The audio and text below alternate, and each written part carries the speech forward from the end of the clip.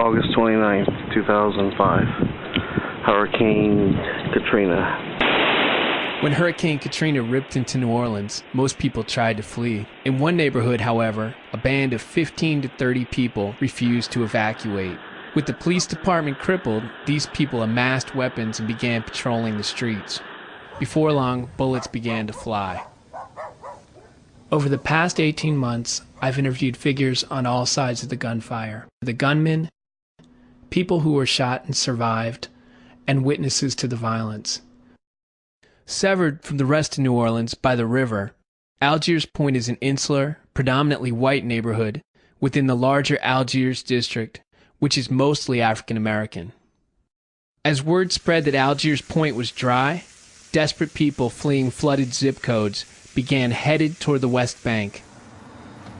I never thought that I would witness what I did during Katrina. Not in Algiers Point. Not among some individuals that I classified as neighbors. We're blocking both ends of the street. This is during Hurricane, Katrina. They're doing looting. They're looting the businesses right now, and we figure they'll eventually get around to looting the houses.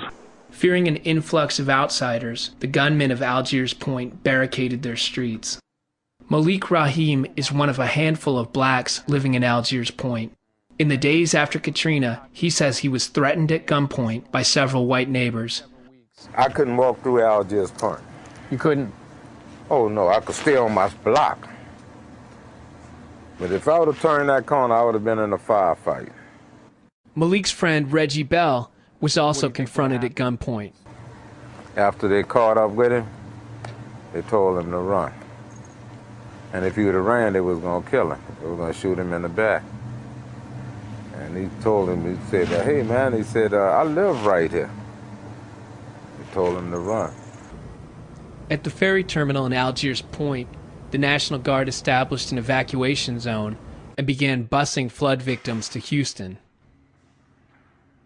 On September 1st, 2005, Donnell Harrington left his home and began walking toward the ferry terminal with his cousin, Marcel Alexander, and a friend, Chris Collins. To get to the evacuation zone, the trio had to walk through Algiers Point. I was talking to my cousin and our friend, and I was telling them that, we finally about to get out of here.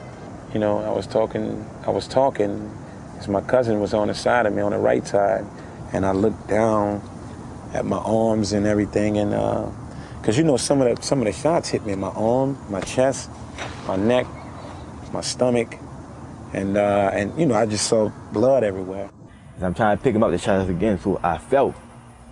And Donnell trying to get up, and we all were trying. We panicking now. And he was like hollering, like, "You okay? You all right?" And he was, like I said, he was pretty hysterical, man. And when I saw the guy, when I actually recognized the guy with the shotgun, and it was like he was reloading or something. As I'm trying to pick him up, they coming towards us with the gun.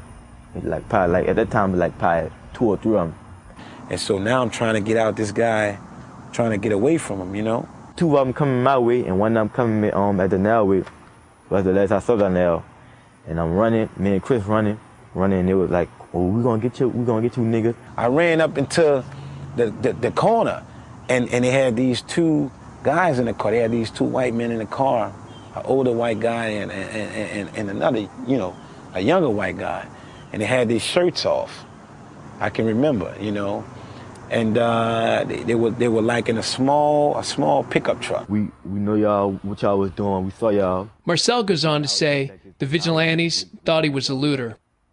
And, I'm asking these guys, I'm like, help, help me, you know what I mean?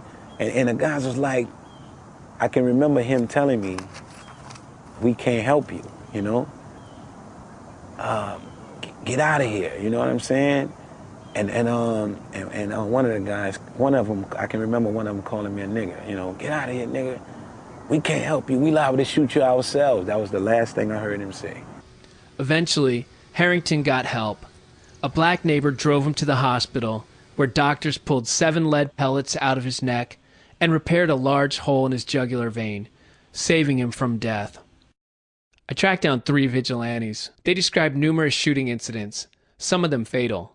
Perhaps they were boasting or exaggerating, but their statements were detailed, plausible, and backed up by video from the time period. We didn't need the police. We have never had. We took care of our own selves around here.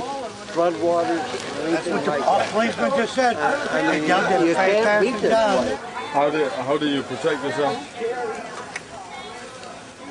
You had to do what you had to do. You know, if you had to shoot somebody, you had to shoot somebody. No, we had. That's simple. We had looters. It was great. It was great. It was like pheasant season in South Dakota. Right on. If it moved, you shot it. That's not a pheasant, and we're not in South Dakota. What's wrong with this picture? For a little We while. walked the streets. We had sidearms. You know, you had no choice. It was that bad. We said, just put them on the side because they knew they were doing wrong, you know. He said, just put them to the side. That's all we could do. In Chicago. I am no longer a Yankee. No. I earned my He wings. understands the N-word now. I learned my wings. All the looters and stuff. What looters? You didn't see all the We had 3. They left here, one without a T-shirt, and the other's full of buckshot. And we have the T-shirt to prove it. Really? Oh yeah. What happened? We shot him. What happens in other parts of this state, I don't know about. But over We don't here, care about. this But is in this our neighborhood, we take care of our own. We sent them back into wherever they came from and said, don't come back. Bye, guys. Have a very sweet day. You know what? Algiers Point is not a pussy community. Donnell told me the men on the video weren't the people who tried to kill him, but he was disturbed nonetheless. When I see that, that's pretty disturbing because it's like that's the kind of, that's the kind of mindset they was in, like if it was some kind of race war or something, you know what I mean? Like, Exactly how many people were shot by vigilantes is still unclear, but eyewitnesses say 11 people, all black males, were shot in and around Algiers Point after the storm. More than 3 years later, nobody has been prosecuted for any of these crimes, and aside from victims like Donnell Harrington, nobody seems to care. you never think that'll happen to you in your wildest imagination. I mean, you hear about people getting shot all the time. You watch the news and you see things like that, but in my own, my own experience, my own, in my life, never thought that'd happen to me, you know what I mean? It got me looking at white people a whole different perspective now. Not everybody, but a majority of them, I don't look at them the same, because if I know they had a chance to do something to me, they'll do it. Because 99% of the chance they're going to get away.